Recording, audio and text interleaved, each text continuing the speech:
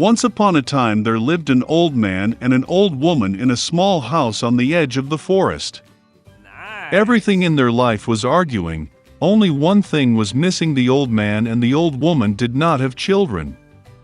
Once the old man asked to bake a gingerbread in the shape of a little man. The old woman looked into the barn, and there was almost no flour left.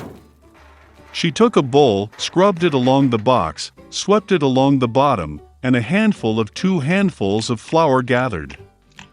The old woman kneaded the dough with sour cream, and when she was rolling out a gingerbread on the table, she took it and made it in the shape of a little man with arms, legs, with a head, and put it in the oven. After a while, the old woman came up to see if the gingerbread was baked, took it and put it on the window to cool. The gingerbread man cooled down, lay down, but suddenly got up and ran as fast as possible out of the house, from the window to the bench, from the bench to the floor, across the floor and to the doors, jumped over the threshold to the porch, from the porch to the courtyard, from the courtyard to the gate, farther and farther. The old woman called her husband, and they both rushed after him.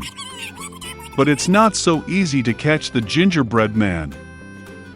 Now, he has already reached the field where the peasants were threshing their crops. Running past, the gingerbread man shouted at them that he had already run away from the old woman and the old man, and he would easily run away from them too. The peasants heard this and ran after him. But no matter how fast they ran, they could not catch up with him. A gingerbread man ran up to the field where the mowers were mowing the grass. Running past, he shouted to them that he had already run away from the old woman, and from the old man, and from the peasants, and he would easily run away from them too. The mows could not stand such ridicule. Everyone rushed after the gingerbread man. They run as fast as they can, but they cannot catch up.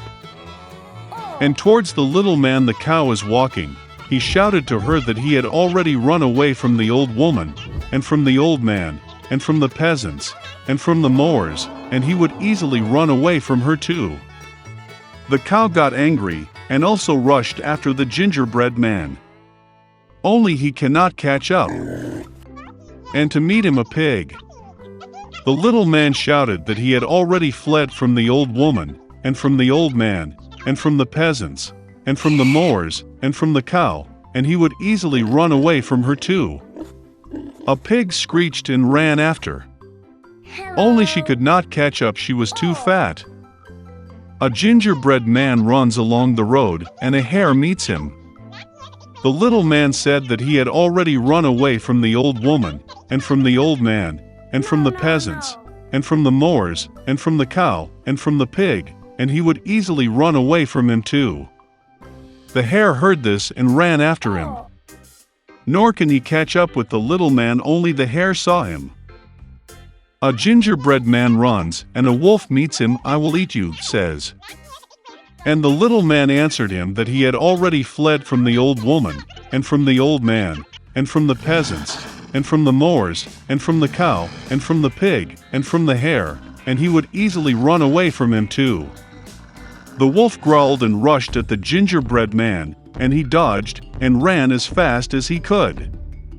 Only the wolf saw him. A gingerbread man is running, and a huge bear is meeting him. His little man was not afraid, but shouted that he had already fled from the old woman, and from the old man, and from the peasants, and from the mowers, and from the cow, and from the pig, and from the hare, and from the wolf, and he would easily run away from him too. A ferocious bear stamped his foot and ran after him. But the bear was too slow to catch up with the fast gingerbread man. A gingerbread man runs, and a fox meets him. The fox was very cunning, but the little man did not know this. Therefore, out of habit, he began to shout that he had already fled from the old woman, and from the old man, and from the peasants, and from the mowers, and from the cow, and from the pig, and from the hare, and from the wolf, and from the bear, which means he will easily run away from her too. The fox listened to the end, and said that she was very old, did not hear anything. She came closer to the little man and asked him to repeat it. Obeyed her silly gingerbread man and began to brag again. The fox listened to the end and said that she still did not hear anything. She came even closer to the little man and asked him to repeat it again. The gingerbread man agreed, and then only he started anew when the fox pounced on him and ate it. And the gingerbread man no longer bragged about. In one small town there lived a toy maker, Geppetto. Hello! He made a living selling homemade wooden toys. He liked his work. The only thing the old master regretted was that he had no children. One day, while walking in the woods, Geppetto saw an excellent log for new toys. He took the log with him and brought it to the workshop. Immediately, without delay, the old man began to cut a toy out of him. But suddenly he heard a thin voice from the log. Geppetto thought what he imagined. He continued to carve the toy, and after a while he heard the voice again. Geppetto decided that he was simply getting too old and began to hear strange voices. Oh no! The old man continued to work. First, he made the doll's head. Then arms and legs appeared. Geppetto finished the doll and sat her down in a chair. And he decided to clean up after himself. And at that moment he heard the voice again. Geppetto froze and looked around. But there was no one in the room except a wooden doll. The old man continued his work. And suddenly, the doll jumped up from the chair. Geppetto was speechless. When he realized that his doll came to life, he decided to give her a name. And he named him Pinocchio. Geppetto and Pinocchio lived merrily together. It's time to send your son to school. Geppetto lived poorly and had no money for school supplies for Pinocchio. He decided to sell his jacket and gave the money to the boy. Pinocchio took the money and happily hurried to school. Suddenly, he saw a crowd of people. To find out what was happening, the boy squeezed forward and saw in front of him a huge colored tent. It was a circus. The clown stood in front of the entrance and barked visitors. Pinocchio became very interested in what was inside.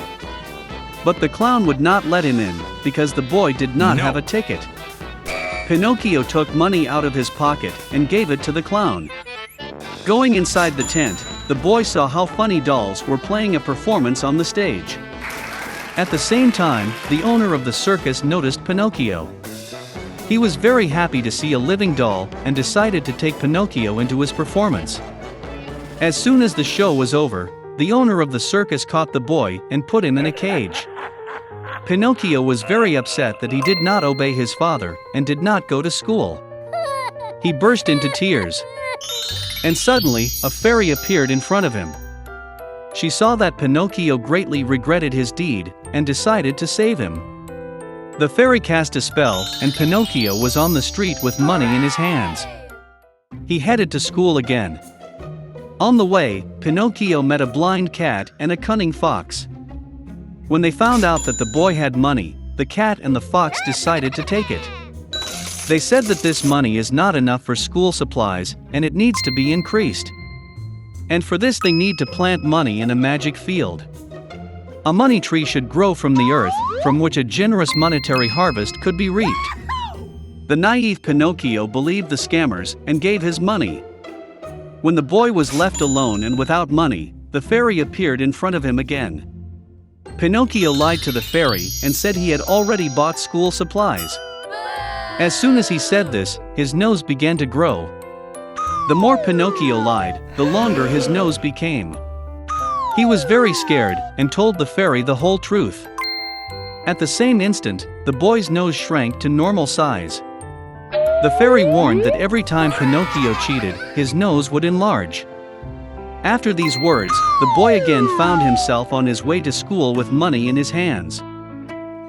Suddenly, the owner of the circus blocked the road to Pinocchio. He was terribly angry that the boy was able to escape and wanted to put him back in the cage. But Pinocchio was not easy to catch. Without hesitation, he jumped into the water. Pinocchio was made of wood, so he didn't drown. and the current carried the boy forward. When he was already swimming to the shore, a giant fish swallowed him. At the same time, desperate to look for his son on land, old man Geppetto decided to start searching on the water.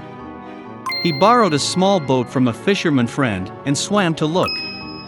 Suddenly a violent storm began. The boat could not cope with the waves and crashed.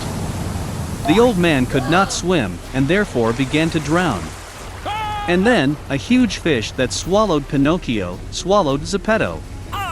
When he got inside, he immediately saw his son. Seeing his father, Pinocchio was very happy. He was very sorry that he had not obeyed and promised from that moment to always do as his father told him. Seeing that Pinocchio was truly sorry, the fairy decided to save them. She freed the boy and the old man from the belly of the fish and carried them to the shore. Pinocchio became a very intelligent and obedient boy. He went to school every day, and after studying he helped his father in the workshop.